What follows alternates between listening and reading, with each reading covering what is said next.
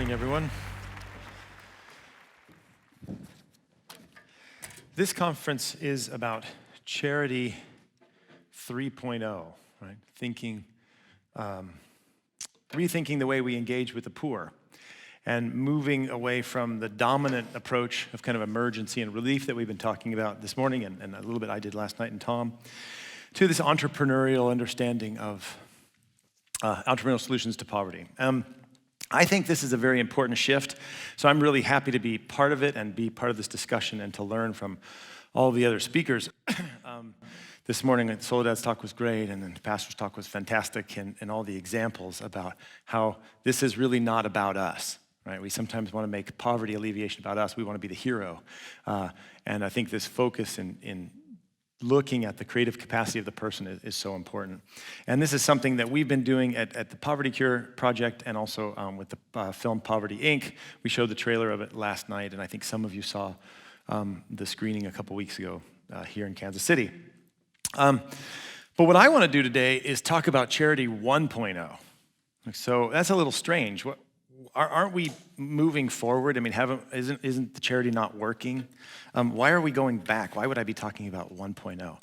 Well, here's why. If we're going to make a radical shift to Charity 3.0, and the way we think about it, then we need to be radical. And if we're going to be radical, we need to go to the radix, to the root, right? The Latin word for root is radix, and that's the connection of radical.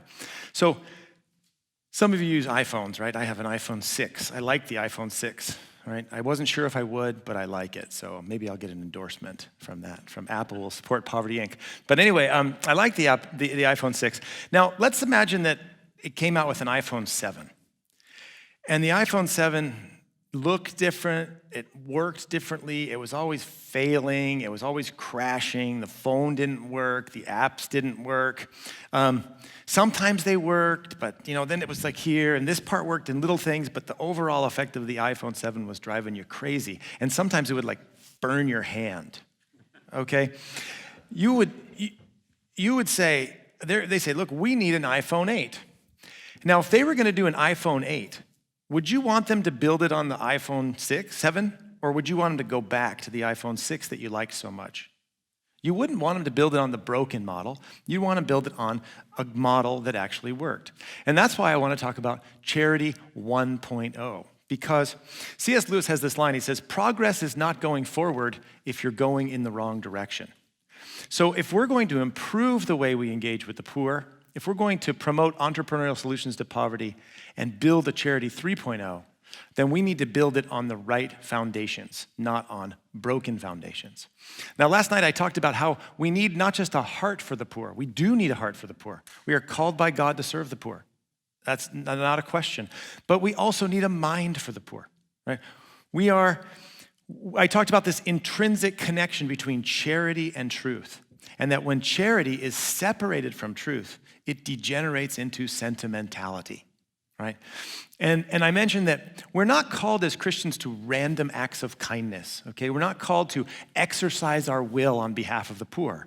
I mean, I think that example this morning in Kibera, the man took his shirt off and he gave it, and everybody was crying, and all the sentimentality. I mean, you're just oozing with sentimentality. The only sad thing is they didn't have a video there to capture it, so we could raise a little bit of money for it, right? This sentiment. Now, listen, I'm not attacking the heart of the person who did it, right? I mean, I know my own heart, it's bad enough. I don't need to attack somebody else's, okay? What I'm saying is that there's something wrong, right? And so what we are called not to random acts of kindness, we are called to the virtue of charity, right? Now, charity, if you remember, is one of the three theological virtues: faith, hope, and love. Charity, right?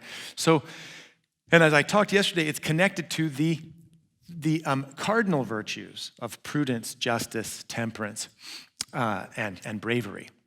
Right? And they're called cardinal virtues because they are the hinge, the cardo, the hinge on which the moral life runs and is held up. And if we're going to exercise charity, we need to exercise it with prudence. And prudence is not being careful, right? Prudence is seeing the world as it is and acting accordingly. Seeing the world as it is and acting accordingly. So we are called to exercise our charity ordained by reason because we are created in the image of God, the Logos, and oriented to truth. So charity and truth are connected. So what I'd like to do today is focus on some of the underlying theological and philosophical problems with our current understanding of charity, humanitarianism, and the dominant model of economic development.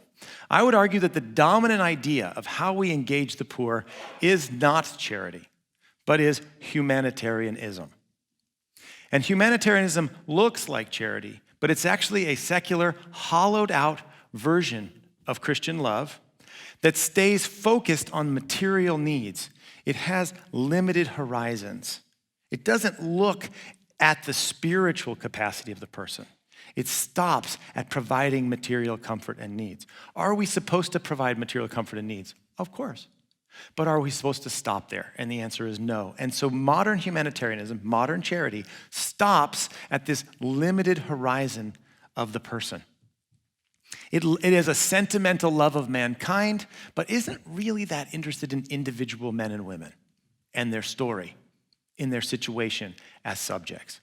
Now, charity, on the other hand, comes from the Latin word caritas, right? Which is related to the Greek agape. And this means this understanding of Christian love. What do I mean by that? Love is the seeking the good of the other. It is to will the other person's good, right? It is the intentio benevolentia, the intention, the desire for the benevolence, for the good of the other person with whom we are in relationship. That's what charity is. Charity is not giving you stuff. It might entail giving you stuff, but charity is the seeking of the good of the other, the desire for that person's benevolence. So the goal of charity then is to promote human flourishing, human development, keeping, of course, always the eternal destiny in mind. That the person is not simply something that's going to pop out at the end of time, at the end of their life, but in fact has a destiny to live well, to die, to live holy, to die well, and to spend eternal life with God. So as C.S. Lewis says, you have never met a mere mortal. Civilizations, cultures, these are mortal, but it is immortals whom we joke with, work with, marry, snub, and exploit. Immortal horrors or everlasting splendors. This is whom we're in relationship with. This is to whom charity is directed. It is directed to a person. And charity is to seek the good of the other. So authentic charity must be rooted in truth, and specifically about the truth about the nature of the human person. Or otherwise, it, as I said, degenerates into sentimentality. And so too often, our Christian charity is a bad copy of a bad copy of Christian love. Let me repeat what I'm saying. Humanitarianism, ladies and gentlemen, that dominant view that shapes the way we think, is a bad copy of Christian love. It's a hollowed out, materialist, boring copy of Christian love. And what too many of us have done is we look at humanitarianism and let's model ourselves after the bad copy. And that's why today I'm talking about Charity 1.0. Because I think we need entrepreneurial solutions. I think there's wonderful things going on with the things that people have been talking about and the work that Finca's doing and the SME investing, and there's all these things going on. But even that's not going to work if we don't understand who we're dealing with and what we are called to do in a partnership relationship. So we need to go back to our traditions and recapture authentic charity. We need to build Charity 3.0 on Charity 1.0. So the first problem then is we have a broken understanding of humanitarianism and charity. That's the first problem. The second problem is related, and that we have turned people into the objects of our charity, to the objects of our pity, and to the objects of our compassion, instead of seeing them as the subjects and protagonists of their own story of development. We have objectified the person. We treat people like things. Now, you combine humanitarianism and the objectification of the person into the current model of the current milieu, which is a social engineering, techno-utopianism, and now the next thing you know, we have massive social engineering projects that we're going to come and solve poverty in the developing world. And people become cogs in the machines of the experts from Harvard and Yale and London School of Economics and the United Nations and the World Bank and on and on and on. And we're going to come solve your problems for you. And so you combine bad understandings of charity, i.e. humanitarianism, objectification of persons, and social engineering, and now we have the poverty industry. But instead, we need to focus on the person.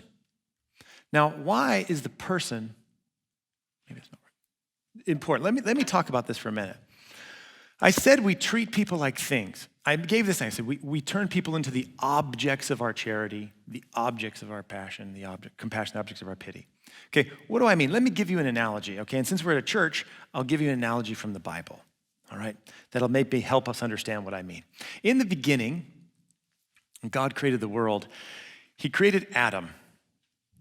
And then he placed before Adam all of the animals.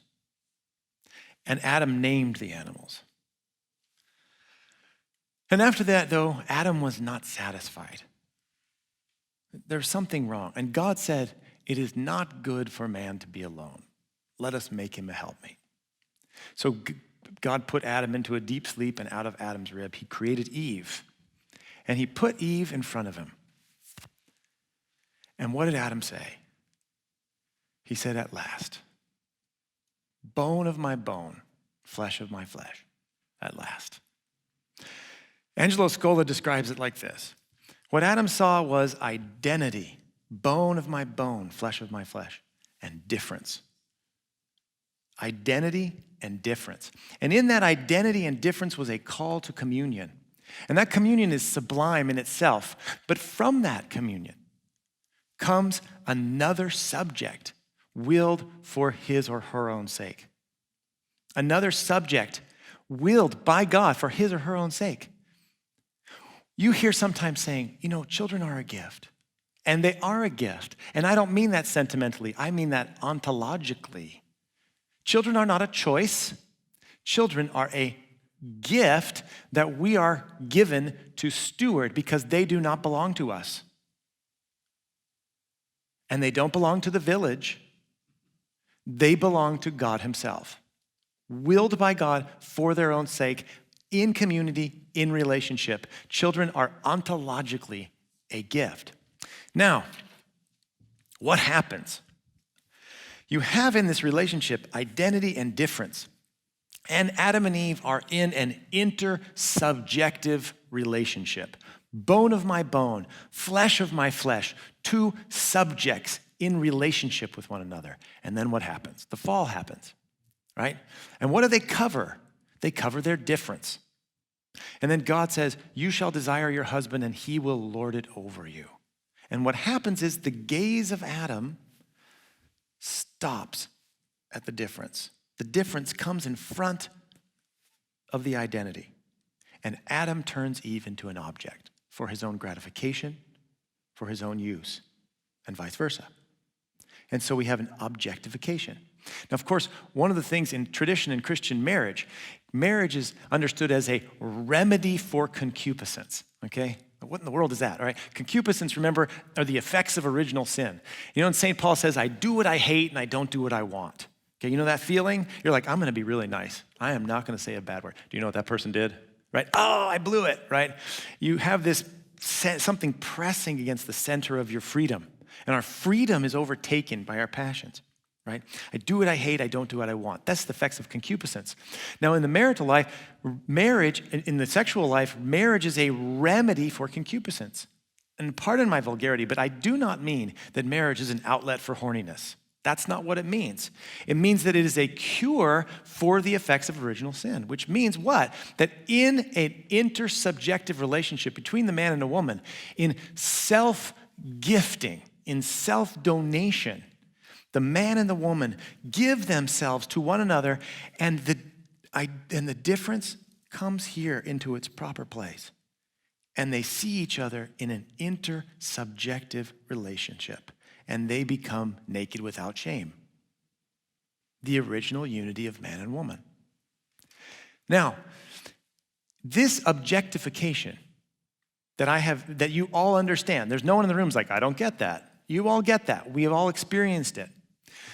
Now, analogously, though with less gravity, this is what we do to poor people. This is what we do to other people. The identity is covered by the difference, and we turn poor people into objects. Sometimes into objects of our own heroism, and sometimes simply into objects of our own sentimentality. We want to feel good about ourselves. And so we use poor people to make ourselves feel good about ourselves. But poor people are not objects. They are subjects, just like we are. Right? We are subjects, and and poor people are, as I said, the protagonists in their own story of development. Poor countries are not places for experiments by social engineers or nominalist do-gooders. Okay? For the philosophers, you're like the nominalist do-gooder. Nominalism is just like a raw exercise. Liberty is merely the exercise of your will. I'm just going to go do some good to save the world. No. Poor people are not a place for experiments so that we can feel good about ourselves. Poor people are subjects. And so the main question is not how can we solve poverty and what are we going to do to improve our charity? The main question is what are the foundations that enable people to create prosperity for their own families and for their own communities? And then how can we come alongside and help? And that's why I talked about the institutions of justice last night. That's why I talked about private property, clear title to land, access to justice in the courts, ability to engage in economic activity, and being connected to networks of productivity and exchange. If we're going to move to Charity 3.0, we need to get Charity 1.0 correct, and we need to rebuild our foundations. And at the core of charity, as I said, is the dignity of the human person, willed for his own sake by God. Charity, and I want to be clear, is sometimes there's a problem, there's an emergency. And we're not supposed to say, hey, let me help you build your business. We're supposed to help them in that emergency. But as I said, that's become the model of development. And a richer form of charity is to partner with people. The Jewish medieval philosopher Moses Maimonides has 7 levels of charity. Some of you may be familiar with them. And in the highest form of charity, he says the greatest level above which there is no greater, right, is to endow someone, he says, to support a fellow Jew by endowing him with a gift or a loan, or entering into partnership with him, or finding employment for him in order to strengthen his hand until he need no longer be dependent upon others. And this is where business people have so much to offer. This is where entrepreneurs have so much to offer, not only in money and funding things, but in their expertise, in their time, in their skills as business people. We often hear, if North American Christians were more generous, we could raise $84 billion and eradicate extreme poverty forever. No, we couldn't. Because poor people are not poor because they lack stuff. And we cannot buy our way out of poverty. Poor people are poor because they are excluded, because they lack the institutions of justice, and because they are excluded from networks of productivity. So at the center of Charity 3.0, I would argue, must be a partnering with the poor, engaging with them as partners and subjects, and introducing them and including them into our networks of productivity. There will always be need for help, and there will always be need for immediate meeting of an emergency, and human love will always be required. We cannot solve the world's problems with markets or business or loans or partnerships. Man is not redeemed by markets. Man is redeemed by love and by the love of God. If we're going to radically shift to 3.0, we need to go back to the roots. And the roots, that dignity of the human person. Because when we understand the dignity of the human person, endowed with creative capacity and made in the image of God, it changes absolutely everything about the way we understand charity, missions, development, and the poor. Thank you for your time.